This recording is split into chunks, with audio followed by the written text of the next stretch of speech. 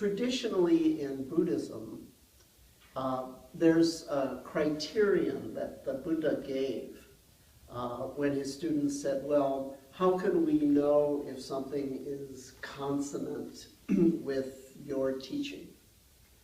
And that criterion is called the bhava lakshana.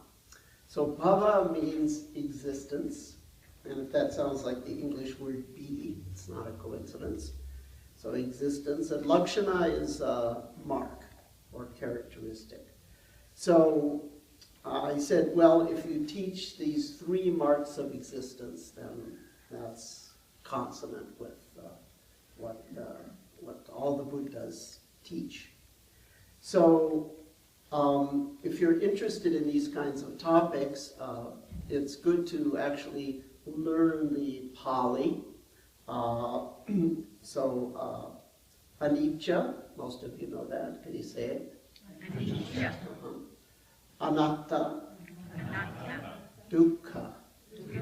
That's right, DUKKHA. This is the Pali pronunciation.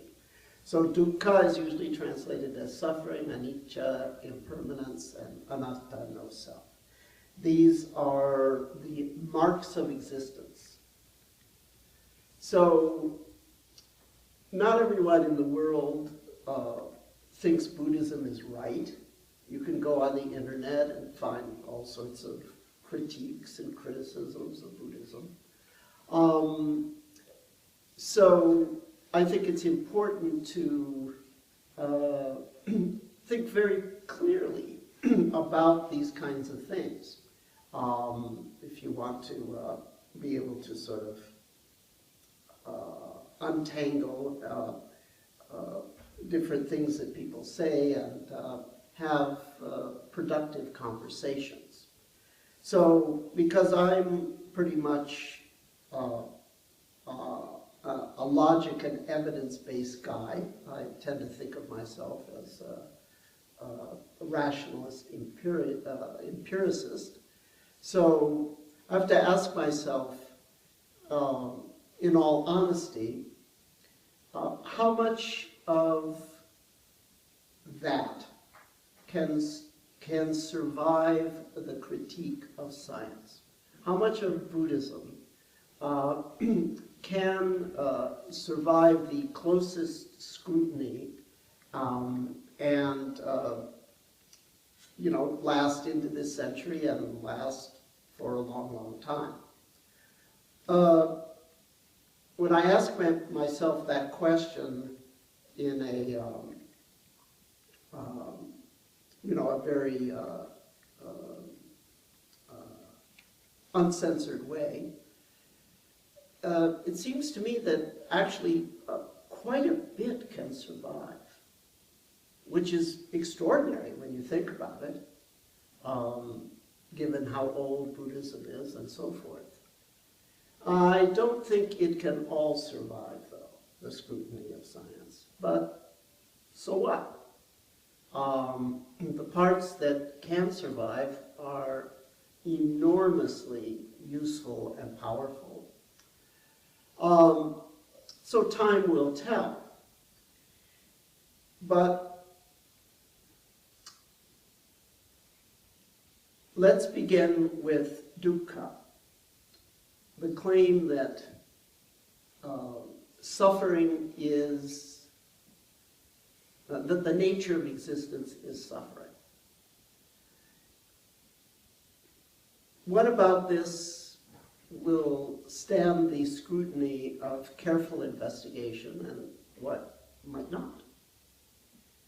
Well, first off, we're a little bit hit with a problem because a major feature in the formulation of dukkha is the assumption that we live multiple lives, that we in fact reincarnate, and that most life forms are uncomfortable. In the West, there's a tendency to find reincarnation a comforting thought. Oh, I'll be reincarnated. I'm coming back. I'm coming back. But in India, that is not a comforting thought at all. It's a scary, horrible thought. Because Westerners typically always imagine that they're going to come back, well, first of all, they imagine they have been like Egyptian princesses, and, I was the advisor to, the king, or I was a lama in Tibet, okay. And then the assumption is when I come back, maybe I'll be the president of the United States, or, but the Buddhist notion, the traditional Buddhist notion, is that pleasant incarnations are extremely rare. Someone once asked the biophysicist, one of the founders of biophysics, Haldane, if he could discern any characteristic of God by having studied the mathematics of biology. Some of you are laughing, his response was very funny. He said, well, apparently God has an inordinate fondness for beetles. There are more beetle species far and away than anything else. Your probability of your next 1,000 lives being a beetle is very high. Whereas being, the vizier of the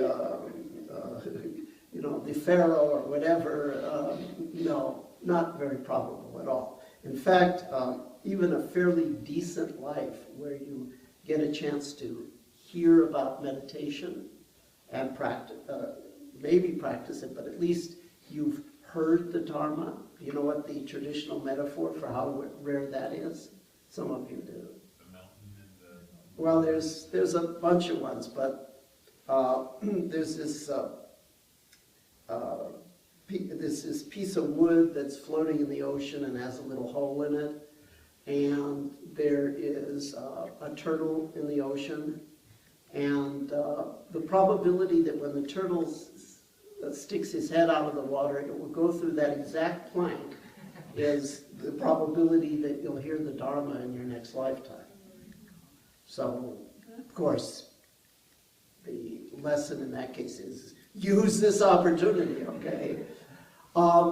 So part of the notion of suffering that's pretty intrinsic in traditional Buddhism and always talked about is most forms of existence are uncomfortable. And so the statement that that suffering is the nature of existence is somewhat based on that notion. So, is there compelling evidence that in fact we have multiple lives? Not that I can see. On the other hand, if it were to turn out that we have multiple lives, personally I would not be in the slightest surprised. Not in the slightest, if the Buddhist tradition turns out to be absolutely correct in this regard. Wouldn't surprise me at all. But that's not really the same as compelling evidence. Carl Sagan's thing about extraordinary claims require extraordinary evidence. Now, how can I put it? Can I understand why someone would think we reincarnate? Absolutely. Because, remember, I've talked several times about these states where you appreciate the full extent of what happens in the deep mind, moment by moment, even when you're just processing ordinary sensory experience. The deep mind, in the limit, spreads out to encompass this, and as far as I can see, all conceivable worlds. It points to that. I'm not saying it literally contains that, but it's a mandala, and it's like a fractal, and it just, as you sort of look down into that, where it's pointing to is all worlds. And it is, this is called the experience of boundless consciousness. And it's part of the jhana system.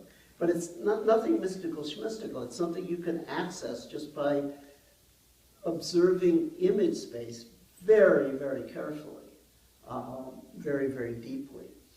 And you are that, okay? That's all in each of us. And it's very easy to identify with any particular part of that and say, oh yeah, I'm that part, I'm that part, because we're all of it. So meditators, people that have looked deeply within, it's not surprising that they would come up with the notion of, well, you jump from life to life based on your behavior, etc., etc. So it's not an insignificant perception. And to come to the point where you have that kind of awareness, that depth of contact with how the visual mind works is a very significant stage in practice. However, is that hard-nosed evidence that in fact we reincarnate? Can we show scientists compelling evidence whereby they must accept this doctrine? Not yet. Maybe someday, maybe never. Now, maybe it's a little shocking to you to hear someone who works within the Buddhist tradition sort of say something like this. But I've been on stage with the Dalai Lama of Tibet, like closer to him than I am to Singpong right now, and heard him say, if science should someday prove that in fact there is no reincarnation, then we'd have to modify Buddhism to match that. That's the Dalai Lama of Tibet, whose entire power base is predicated on this entire system, okay? So, if you want to gripe, don't come to me. He's got my back. Thank God. Thank Avalokiteshvara. Generosity. Now, why bother saying something like this? Well, the reason is because I think a lot can survive the scrutiny of science, and that's important. That's like really important for the future of humanity. So, what about this notion that the nature of suffering, the existence is by nature suffering? To me, it's contentious to predicate that on the belief that we reincarnate and that pleasant lives are very rare. However, let's see what we can say that more or less is not contentious, that no one would disagree with. To what extent is suffering the nature of existence? Well, one of the things that you learn with this practice is that although pain is unavoidable, physical and emotional pain are unavoidable, suffering is in fact optional. Suffering is what happens when you experience pain without skill. When you have an incomplete experience of pain, it's suffering. To the extent that you start to bring concentration, clarity, and of course equanimity, major factor, to that extent the pain becomes more poignant and less problematic. It still motivates and directs. It doesn't drive and distort. It's part of the richness of being a human, but it does not pall our existence. So when you look around and you realize that suffering is optional, and then you look at how much suffering there is, you realize that an enormous amount of what people go through from the intrapsychic to the interpersonal to the international level, and intercommunity level in between, I mean, there is an enormous amount of absolutely avoidable suffering going on.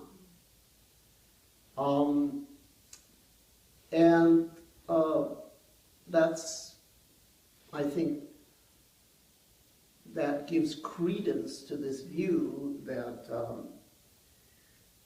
certainly the nature of existence for people that don't work hard on themselves entails an enormous amount of suffering. So I think that stands the test of logic and evidence. And it's important to know. It's like hugely important to know. So there's that. There's also something else. The Buddhist tradition says that even pleasant things are unpleasant, which seems, maybe does not seem to ring true to people. But it's all a matter of, it's relative, I guess might be one way to put it. What people call pleasurable relative to the experience of complete pleasure is actually painful. It's slightly uncomfortable. But you don't realize that until you start to have experiences of complete pleasure. What most people seek in pleasure is intensity, duration, and variety. Not actually that there's anything wrong with those things, but there's another dimension, which is not the dimension of any of those three, intensity, variety, or duration. There's another dimension, which is how fully you experience the pleasure, which is measured by how much concentration, clarity, and equanimity you bring to the pleasure. And once you start to have some experiences that are starting to approach pure pleasure, pleasure unalloyed with craving and aversion and gaps in awareness and unconsciousness. Well, pure pleasure is actually pure fulfillment. And relative to that, when you look back at, quote, ordinary experiences of pleasure that you had as a non-meditator or in the early years of your practice, there's a kind of coagulation and tension around it that is subtly painful. So this is not obvious until you've done a bit of meditation. But I think this is another way in which the Buddhist claim about the suffering nature of things does pass the test of logic and evidence. Evidence meaning you can check it out yourself and see if it's not true. And relative to nirvana, which is the limit of complete experience, so complete that it is right on the cusp of existence and non-existence. Relative to nirvana, everything hurts. Subtly, but subtle is significant. So actually, I think the Buddhist doctrine does pretty good about the suffering nature of things.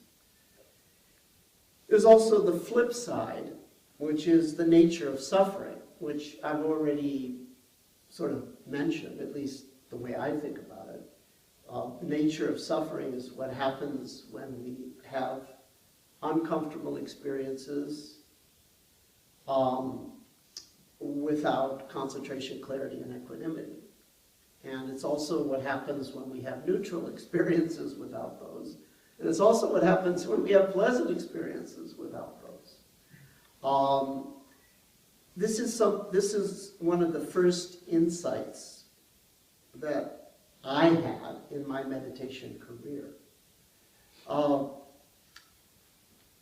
As you all know, I approached Buddhism in the old-fashioned way. It was old school. It was Asia. And they made me sit in the full lotus for a full hour and, hour after hour. And it was all about pain. It was all about pain. I thought, this is Looney Tunes, But, that's it. Take it or leave it. That's the way we do it. So, but it was like so worth it because you're sitting there and it's like it's getting worse and worse and worse. And then at some point, discrimination, vipassana, seeing separate. You actually see that the pain is one thing and the fighting with the pain is another thing. They are different critters. Before that, you never noticed because as soon as there was the pain, there was the fighting. So someday some tricky lawyer is going to do some tort case where they're going to say, well, this person's a Buddhist, so they can only be recompensed for the pain, not the suffering. It's always like you get pain and suffering, right? Oh, I shouldn't put this on the internet. Someone will actually think of this, okay? Hey, you're a Buddhist, right? So we're only going to give you half as much because you just got the pain, you didn't have the suffering. Right? You've been meditating. So you could see it. It's like, so all my life until I started to meditate, it's like, well, as soon as I have pain, I have suffering. They're the same thing.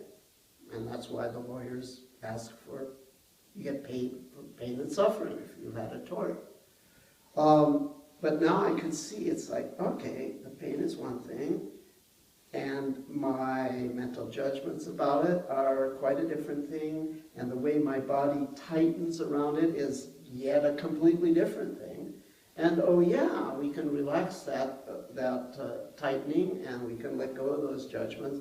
And then it's like, does it hurt? Yes, but it's just not the same. That discrimination, that was worth every moment of what I had to go through. Because otherwise I never would have known. Who would have thunk it? Pain is one thing, the suffering is the resistance to the pain is a completely different thing. And when the two come together, you have suffering. So that's the nature of suffering.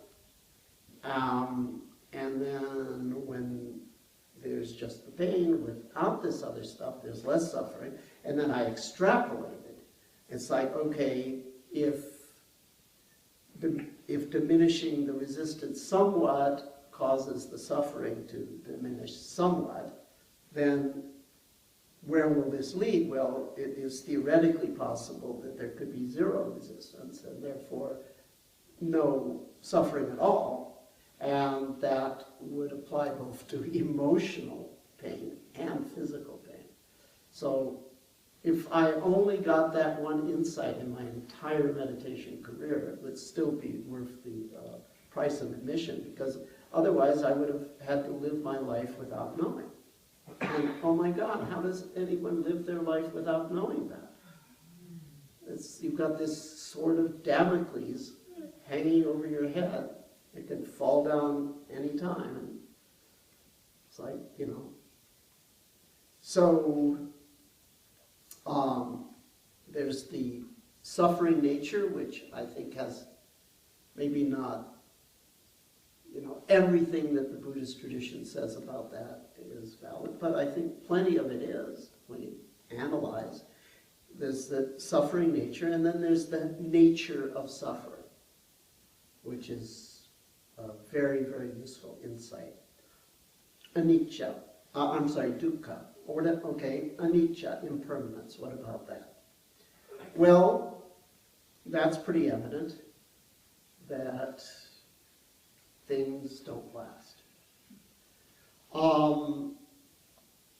And if we pin 100% of our happiness on things that aren't going to last, then we are definitely setting ourselves up for suffering. What else is there to say about that? Well, a couple things, actually. One of the criticisms of Buddhism is that, well, because that it encourages people to become indifferent to circumstances, objective circumstances, because it's all impermanent.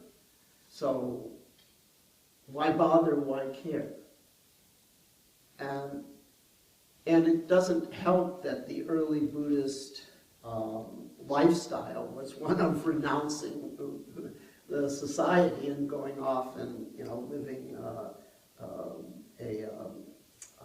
a sannyasi life. That means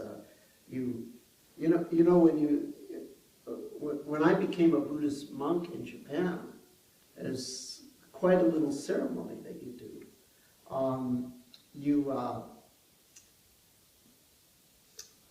Wow, I haven't thought about this for a long time. What was it? Yeah. Kokuo, Fumo, Kokuo, Uchiga. Just remembering in Japanese. So they shave most of your head except for a little piece that they leave, and that gets shaved at the ceremony. Okay, so symbolically, that's the last thing. And you put on robes for the first time. I haven't thought about this for a long time. This is like 1970. So the robes have really long sleeves, and so they put these robes on you. You complete the ceremony. You get the last little piece of hair is cut off, and then you have to go to this shrine area and chant some mantras and things. And so I walked out the door, right? And the first thing I did was catch that sleeve on a post and rip it totally. In other words, okay, this is mindfulness clothes I've got on here. These clothes are designed to make you pay very close attention. Just like as a Buddhist monk. But what I was remembering was that just before they cut off that last hair thing, there are 3 kakemono. Kakemono in Japanese are those scrolls that hang, or like long rectangular pieces of paper. And you have to bow to each one 3 times to say goodbye. Goodbye forever. And the first one says fumo. Fumo, right? Father and mother. And the second one says kokuo, oma. The king of the country, or the ruler of the country. And the third one says uchigami in Japanese. Chinese, that would be jashan, your family gods. And you say goodbye. That represents all of traditional society of ancient times in Asia. You say goodbye to that, because now you're in a completely, you are chuja, you have left, chuke, you have left it all. That's called sannyasa in Sanskrit. So that was the system that was set up in in India, because India is a very stereotyped society and has had and still has very stereotyped roles.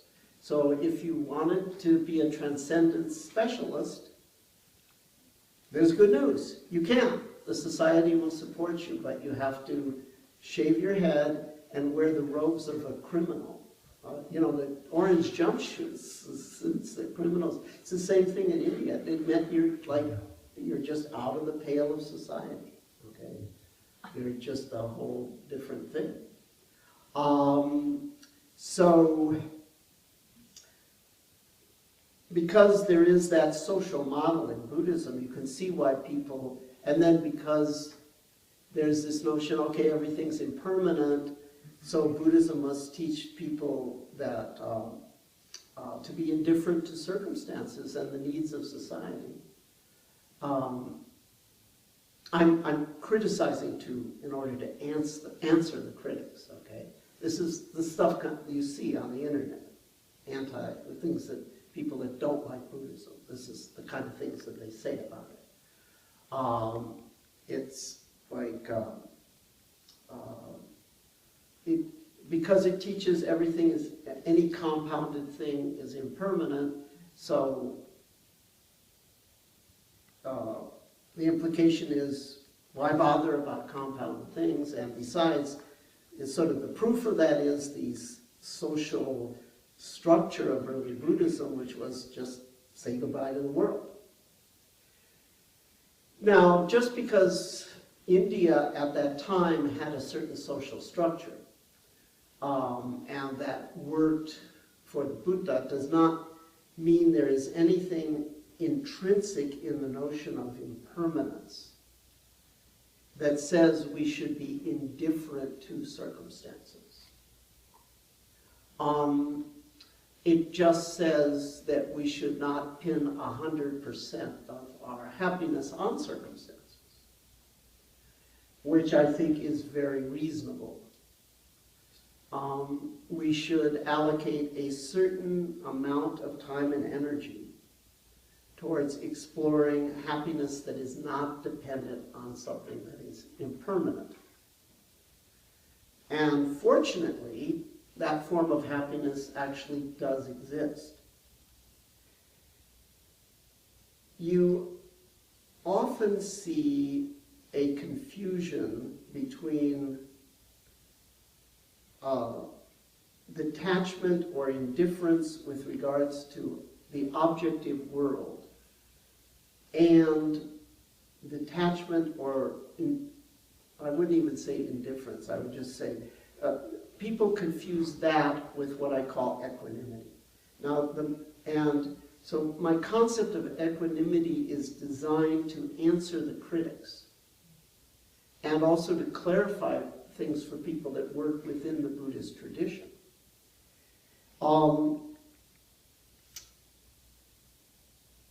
The ability to let sensory experience come and go without push and pull, the ability to do that, I think is a very important ability.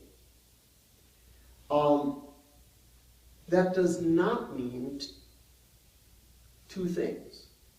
It does the ability to allow sensory experience to come and go without involvement, to take a hands-off attitude with regards to the expansion and contraction of sensory experience. That ability does not imply two things that some people think it implies. It is a pretty radical thing, because we're not just talking about body sensations, we're talking about mental states also. The ability to allow sense and nonsense to come and go with indifference. The ability to allow physical and emotional pleasure and pain to come and go with indifference with regards to how they expand and contract in your senses. That ability is very useful. But notice I said the ability to do that. Because what people think you're saying is that you're advocating walking around all the time stuck on that and that only. Equanimity is an ability, on demand when it's appropriate, to be able to have this hands-off attitude. At other times, you can absolutely take a stand with regards to your sensory experience. We do it all the time. Every time we do nurture positive, we're saying we're selectively attending to positive content. We're not just letting anything come and go. That's a different practice. And actually, the ability to let negatives come and go in the background helps us selectively attend to positive content, and even to be open to that positive content informing our being, which is the nurture positive practice. So the ability to, when it's appropriate or when you want to detach from sense and nonsense in the mind, positive and negative thoughts, let them come and go without caring, without push and pull. The ability to do that, the ability to let pleasure and pain, physical and emotional, come and go, the ability to allow things to congeal and melt without preferences, that is equanimity, and that's a hugely useful skill to have. But it doesn't mean that that's all you ever do just because you have that skill. You can take a stand. You can reject negative thoughts. In fact, you can do that better if you have that skill. And the other thing that it doesn't imply is that you're indifferent to external circumstances, that you're going to take a hands-off attitude with regards to how your life goes or how the society goes. And I would claim that, in fact, the ability to not interfere with the way the world makes you feel frees up energy to take a stand, to make the world a better place. So, yes, everything in the world may be ultimately impermanent, and therefore to pin your happiness on it is 100% is not a good idea, but you could pin some happiness on it. There's some limited predictabilities in the world. But you want to have another source of happiness, one that's not dependent on impermanent things.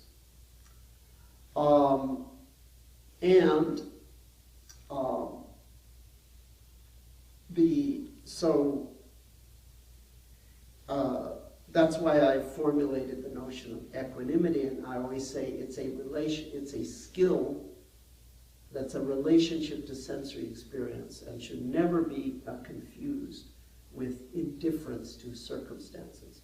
But there's a deep, deep, deep reason why people do make that confusion. Because it is not easy to let to just allow the world to impact on your mind-body without interfering with that impact. It seems like you're going to just die. And it seems like you're going to become passive and ineffectual. In other words, the sensory experience of equanimity at a deep level initially seems like it's going to make you indifferent and therefore vulnerable and irresponsible. And so you're afraid to have complete equanimity. And it's only after you've sort of gone over that hump and you realize, no, it doesn't work that way. Just because I have the ability to experience the litany of horrors that is the 6 o'clock news so fully that I don't suffer, that does not mean that I stop caring about what I see on television. In fact, very much the opposite. But some part of us doesn't believe that until we've been over that hump. And so it just holds on, and it's like, no, I can't totally let this have me, because then I'm going to be happy. So, anyway, impermanence. So what is it that we can have that will be a reliable source of happiness if conditioned things are impermanent? Well, we'll talk about that in a moment. No self.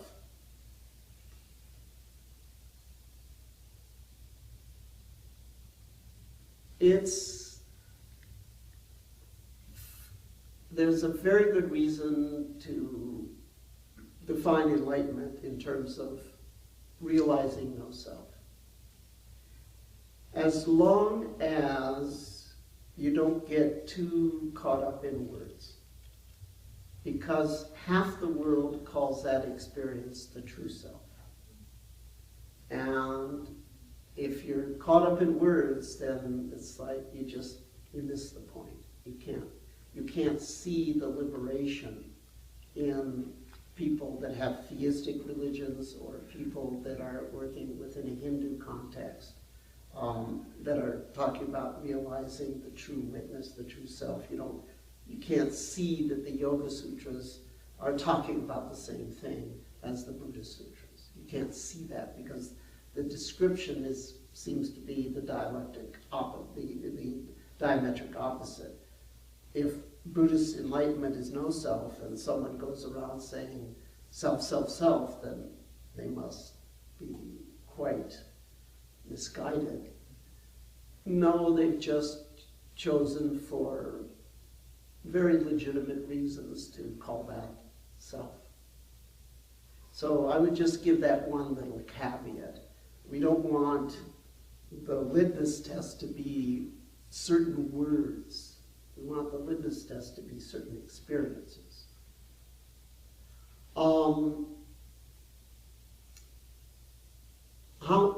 It's been my experience that there are perhaps 4 different flavors of no self. I like to use this inner system of mental image, mental talk, and body emotion for a lot of different reasons. I like to use that to analyze the experience of self as a sensory system. Now, there's other ways to chop up that pie. There's the 5 aggregates, there's the 4 foundations. You could broadly say, well, anything mind and body is self, etc., etc. But for various reasons, parsimony and a bunch of other things. Oh, parsimony, that just means simplicity. Yeah. I like to use that system. So just for now, we're going to work within that system.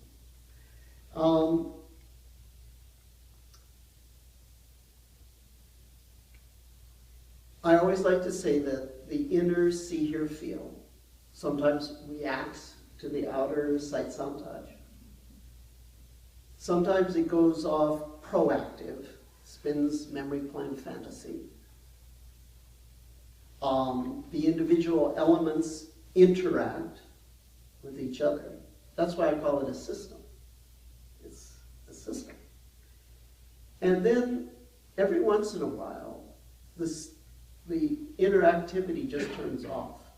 Sometimes it turns off because out expands.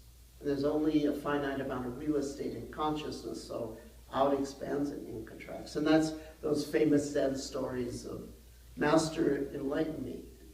And the master says, "Come down!" Okay. The master says, "See, I enlightened you." The idea being, for just a moment before there was the reaction, if you just look back, okay, you see the system just went offline. The inner system was just swamped by the sound. But it's very hard to notice that moment. But if you sit and just sort of watch, either because out expands or just because the system just goes offline. When the interactivity ceases, there's no sense of I. And if you're looking or hearing or touching something external, and that continues unbroken 30 seconds, a minute, 2 minutes, the inner system does not activate, your identity just goes elastic and you just start inhabiting what was formerly out. So that's one flavor of no self.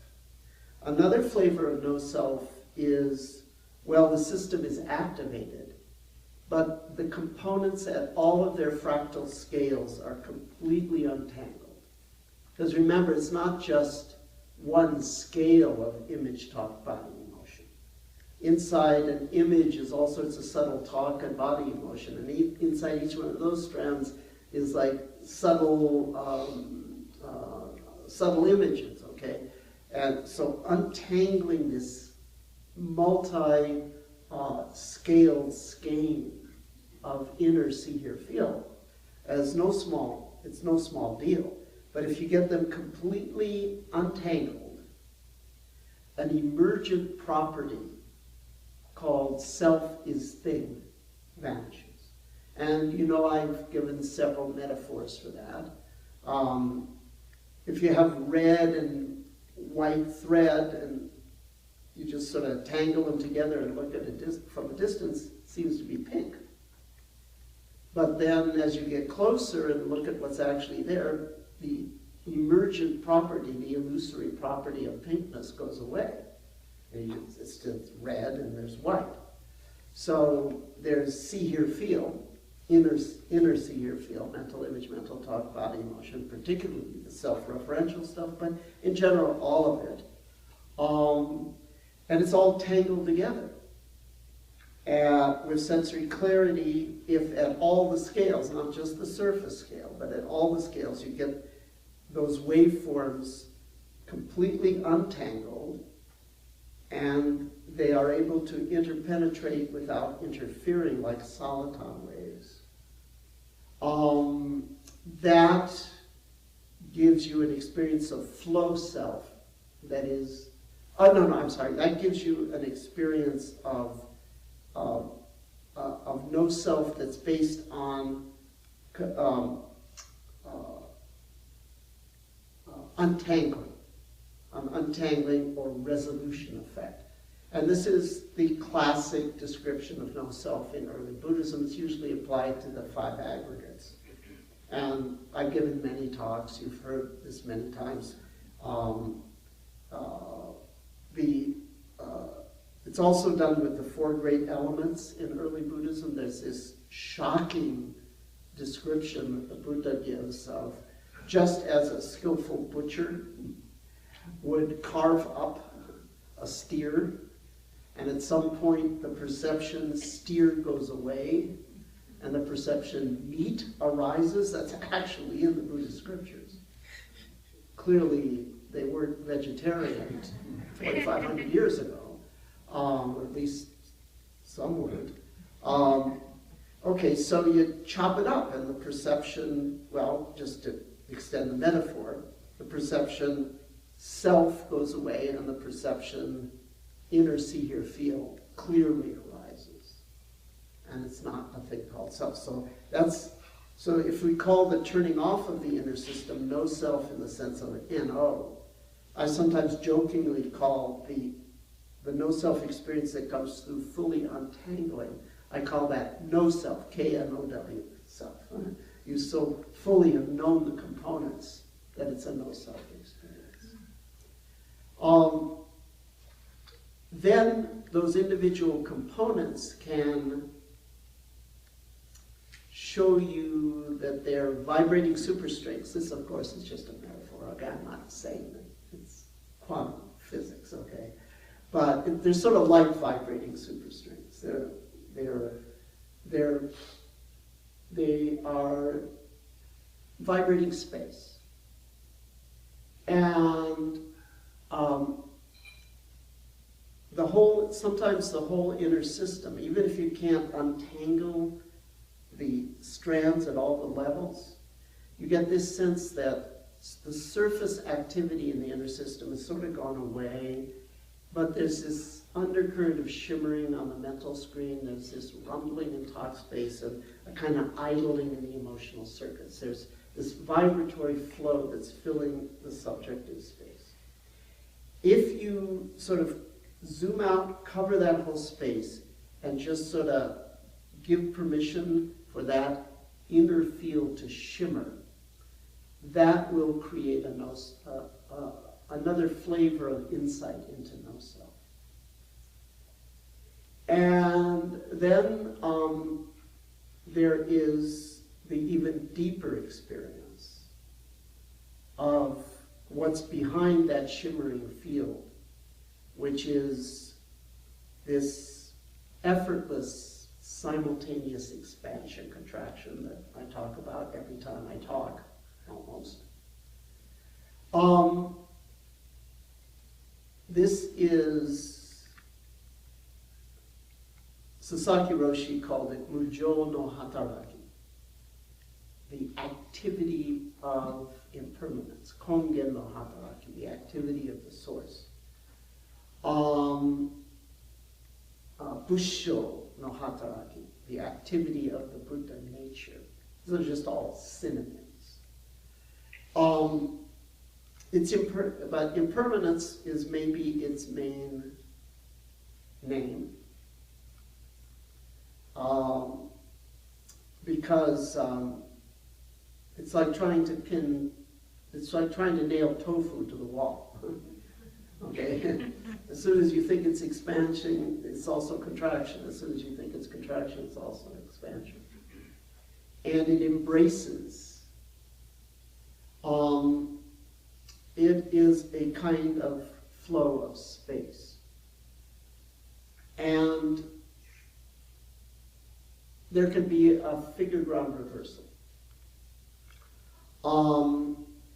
where you say that, well, because that's what's behind all that foam, and that foam is what see, hear, feel is made of, then this is what I am.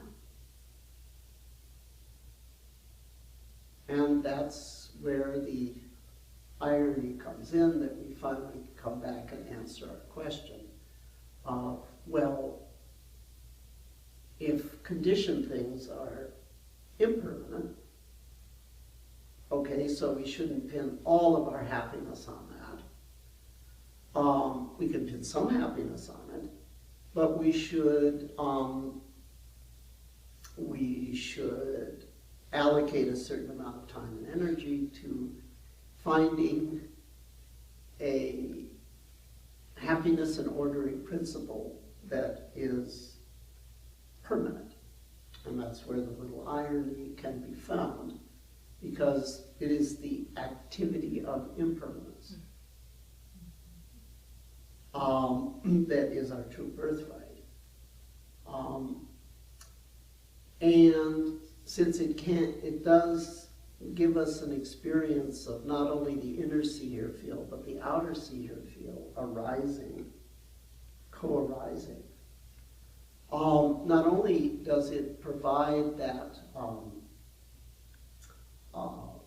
permanent fulfillment, because even after the mind and body die, to the extent that you've said, I'm not my mind and body, but I am this empty activity that is responsible for my mind and body, to the extent that you've said that many, many times, thousands of times a day, during a lifetime, to that extent, you don't die.